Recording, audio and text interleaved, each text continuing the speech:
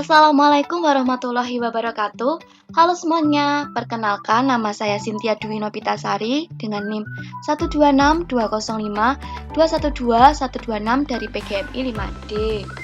Nah, di video kali ini saya akan menyampaikan materi tugas ketujuh yang berjudul Kriteria Penilaian Hasil Belajar Kurikulum Merdeka yang diampu oleh Pumaktuka MPDI dengan mata kuliah Pembelajaran IPS MI atau SD.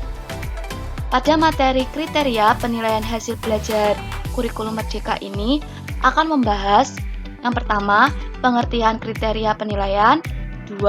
Jenis-jenis penilaian hasil belajar kurikulum merdeka, ketiga, prinsip-prinsip penilaian, dan yang terakhir, kriteria penilaian hasil belajar kurikulum merdeka.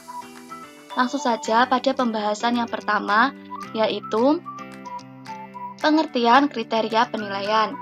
Kriteria penilaian adalah pedoman interpretasi terhadap perolehan informasi tentang kinerja dihubungkan dengan kriteria kunci yang menunjukkan capaian indikator diwujudkan dalam bentuk skor menjadi informasi bermakna untuk mengetahui kualitas kompetensi secara objektif dan sistematis sebagai dasar dalam membuat keputusan.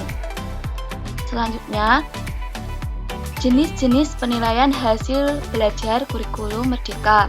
Jenis-jenis penilaian dalam kurikulum merdeka itu ada dua, yaitu penilaian formatif dan penilaian sumatif. Langsung saja, yang pertama, penilaian formatif. Penilaian dengan cara pengumpulan data mengenai peningkatan hasil belajar peserta didik dalam memahami kompetensi atau bahan ajar yang telah dipelajari, merumuskan informasi tersebut, kemudian memutuskan kegiatan pembelajaran bagi peserta didik yang paling efektif supaya peserta didik dapat memahami kompetensi yang telah diberikan secara optimal. Yang kedua, penilaian sumatif. Penilaian yang dilakukan untuk memastikan tercapainya tujuan pembelajaran secara keseluruhan. Selanjutnya, yaitu tentang prinsip-prinsip penilaian. Pertama, penilaian hendaknya didasarkan atas hasil pengukuran yang komprehensif. 2. Harus dibedakan antara penskoran dan penilaian. 3. Kegiatan pemberian nilai hendaknya merupakan bagian integral dari proses belajar mengajar. Keempat, penilaian harus comparable.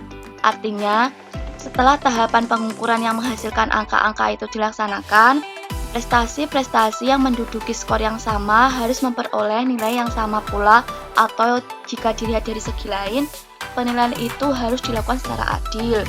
Dan yang kelima, sistem penilaian yang dipergunakan hendaknya jelas bagi siswa dan bagi pengajar. Selanjutnya, materi yang terakhir membahas tentang kriteria penilaian belajar kurikulum merdeka. Yang pertama, general. Artinya, apakah kinerja peserta dalam melakukan tugas yang diberikan sudah memadai untuk digeneralisasikan kepada tugas-tugas lain. Yang kedua, autentik. Artinya, apakah tugas yang diberikan sudah serupa dengan apa yang dihadapi dalam praktik kehidupan nyata sehari-hari. Yang ketiga, multiple voci. Artinya, apakah tugas yang diberikan kepada peserta tes sudah mengukur lebih dari satu kemampuan yang diinginkan. Yang keempat, teachability. Artinya, tugas yang diberikan merupakan tugas yang relevan yang hasilnya semakin baik akibat adanya usaha mengajar pengajar di kelas. Yang kelima ada fairness, artinya apakah tugas yang diberikan sudah adil, tidak mengandung bias berdasar latar untuk semua peserta.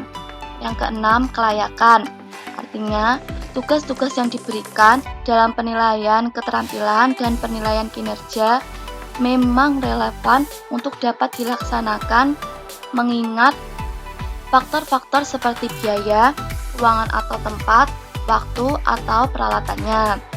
Yang ketujuh yaitu adalah skor, artinya apakah tugas yang diberikan nanti dapat diberikan skor dengan akurat dan reliabel.